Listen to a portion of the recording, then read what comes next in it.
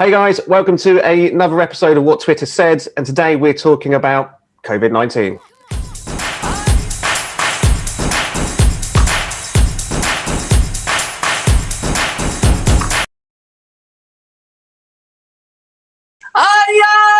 Hey! Welcome to another episode of Jamie and the Bird. And as always, I am the Bird, aka Andy, and he's back. We've got him. It is. I'm here. I'm Jamie. I'm living Oh my God. class away. Did you see the muscles on that guy? Look, when you put it up, it was almost like a let's not do that. Let's not do that. No. So, guys, look, thank you for tuning in. If you are watching this, we love you.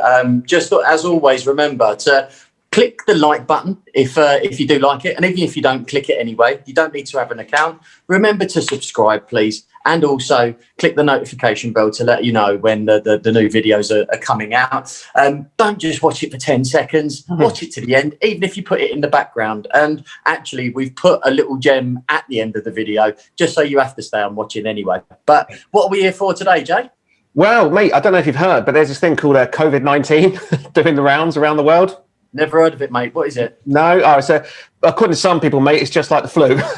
Other people, it's like a common cold. Just nothing major. But no, today we're actually there's been a couple of developments. I think it's fair to say. So there's obviously new vaccines in the world. So we're going to talk about that a little bit later on. So do make sure you kind of stay tuned for that, because it is groundbreaking, and I mean groundbreaking. But before that, there's a bit of a darker side to the story, but obviously always with a bit of a twist.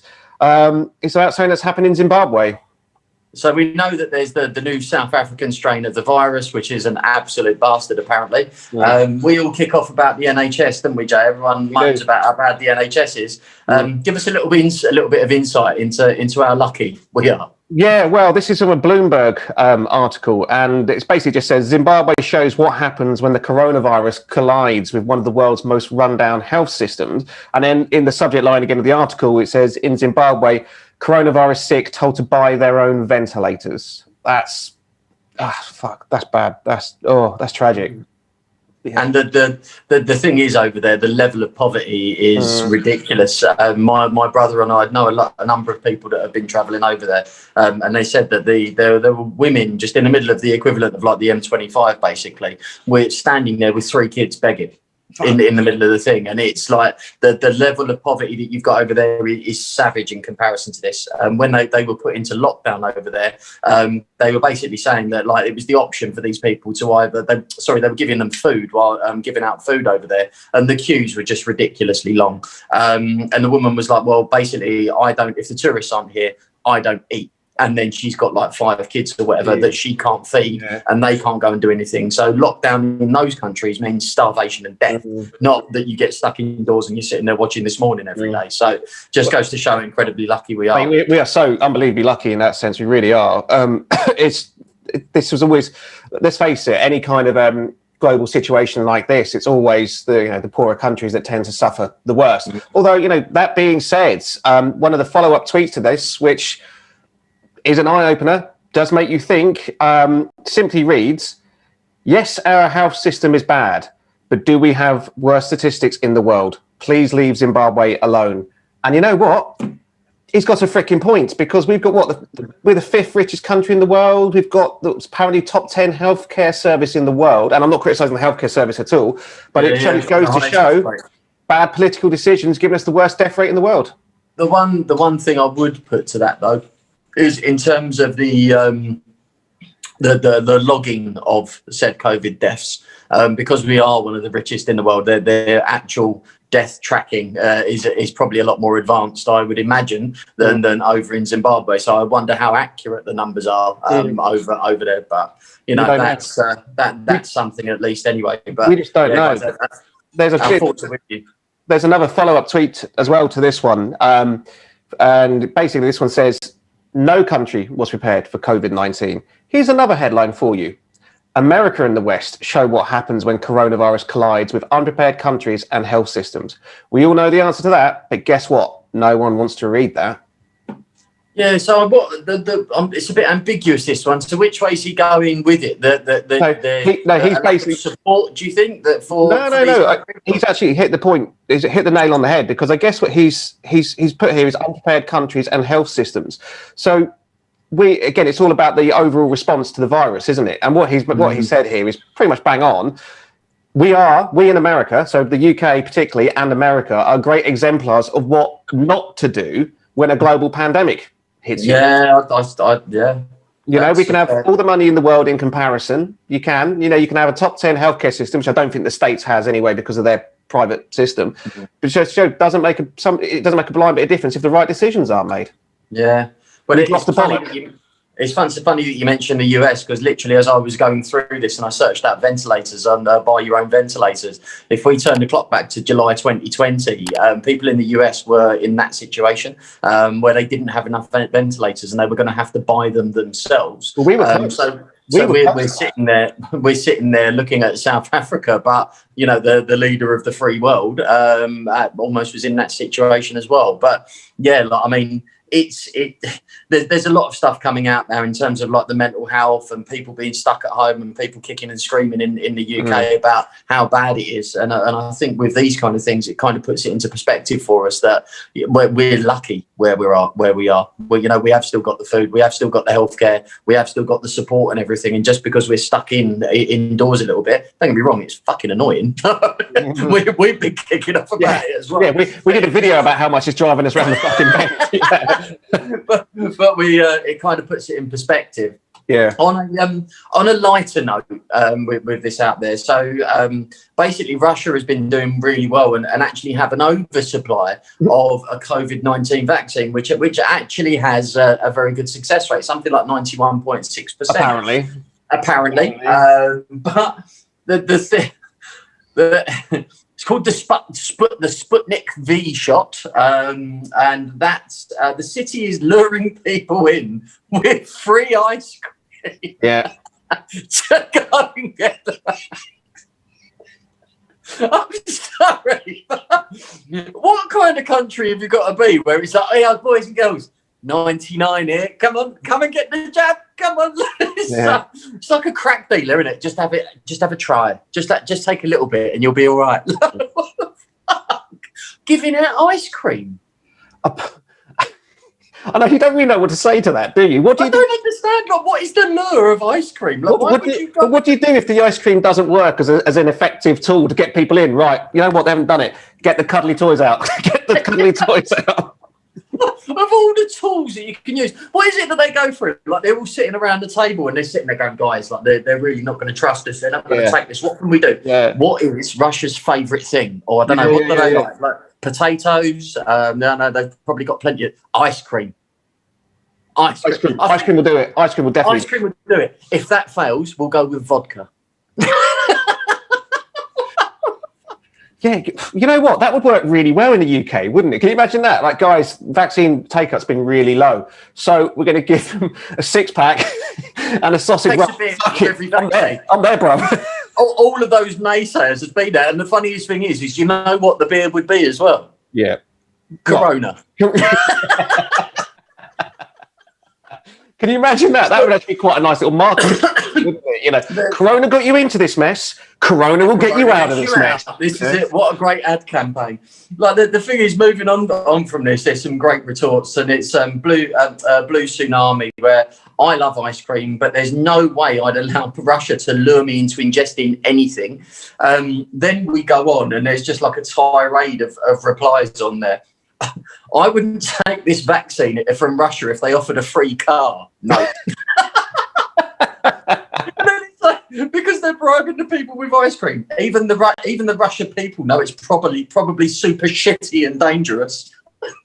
and then finally, someone comes out with Novichok flavour served in a cone shaped in a cone shaped like a pair of underpants. Seems legit. What the fuck? Like, mate, the thing is, if you have to bribe the Russian people to go and do this shit, it just goes to show the level of trust that government has. And weirdly, our government does have a level of trust, and somehow. Yeah, I know. It's weird, isn't it? It's like, imagine that, looking at it again, we have the worst death rate in the world, and yet Still trust you guys to see me through. Yeah, I still do. Yeah, that's what I mean. I don't trust these fuckers as far as I can throw them. But obviously, with COVID now, look, we all used to look over at Asia, the Asian countries, and sit there and go, "Oh, look at them walking around the cities with their silly masks on because of pollution." Now look at us. It's now come out, and this is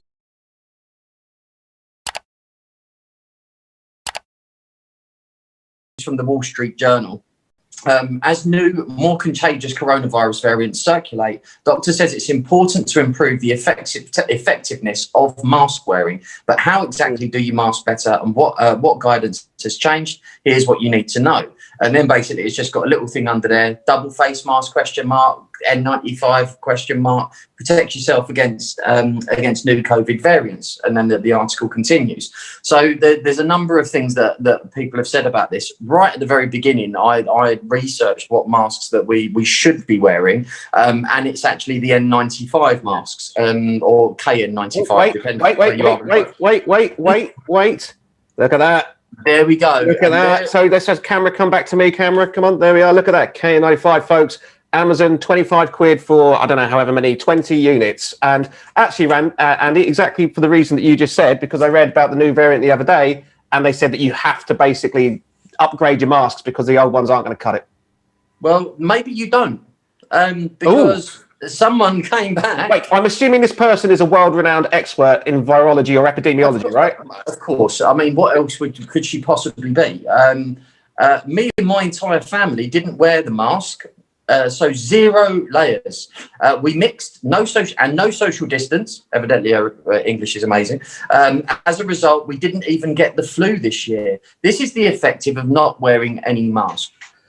Do you want to know what the most worrying thing about that? I don't know if you've noticed it at the top in terms of this person's Twitter handle, which obviously we won't read out, but the PhD in the title.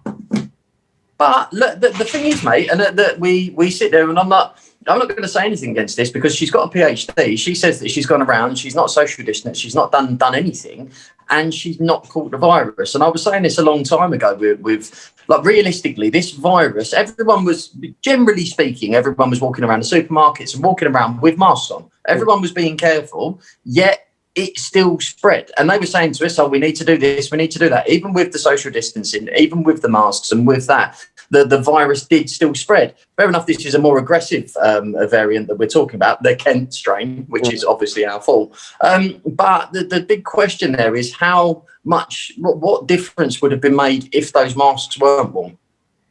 Well, we don't know, do we? We don't know, because you can only compare it to what happens without the masks. But I think, and this is the big thing, people...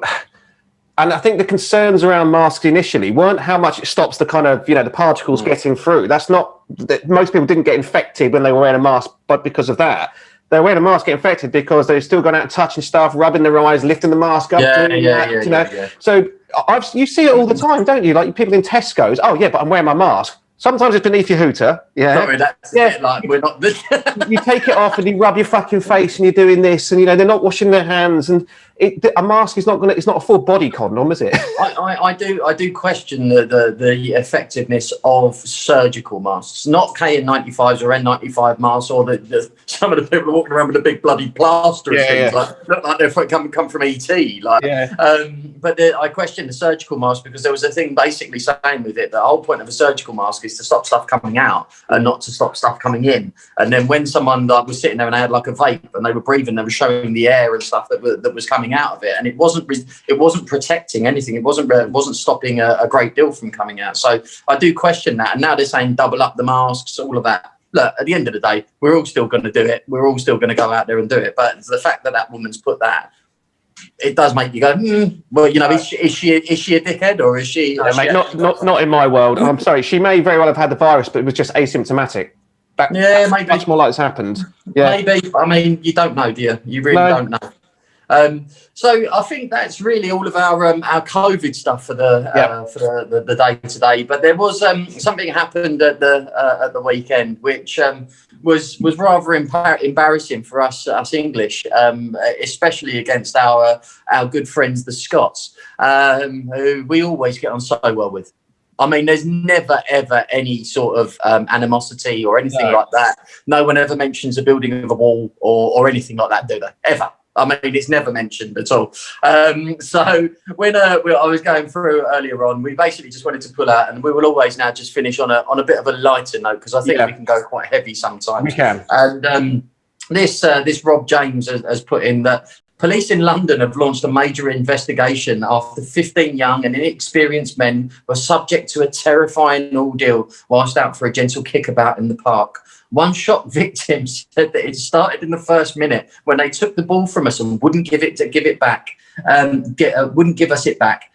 Police said the culprits were all Scottish, dressed in blue, and showed no regard to the emotional impact on their victims, who were subjected to 80 minutes of physical and mental abuse. Witnesses are requested to phone Crime Stoppers anonymously at the earliest opportunity. Yeah, to be fair, that's the best description of it, isn't it? I'm not a rugby fan. Like the thing is, all I do know within this is that they lost, what was it, like 11-6 or something like that, and got absolutely spanked and torn to pieces. And this geezer's reply here or description of that is fucking fantastic. But guys and girls, as this is us for yet another week and another What Twitter Said. Today we discussed COVID. What we would like to know is what your thoughts are. So stick your comments below. Let us know. Like I say, just click the like button. If nothing else, if you've got to this point, which hopefully you have. You hope. There's also at the end of this, there's the end screen. So if you watch at the end screen, another What Twitter Said videos are available as well, and you can just click on those. So remember, like, subscribe, notification bell, watch other videos, and comment if you want as well. But other than that, just burp on camera. Burp on camera. Nothing brings in new subscribers like body functions, as we've already established this. Come and subscribe to watch me burp. That's basically what you can do. But other than that, we love you. Thank you for watching. Tune in next time and big up your chest. Yep. Take care, guys. And remember, COVID won't last forever. It just feels like it does.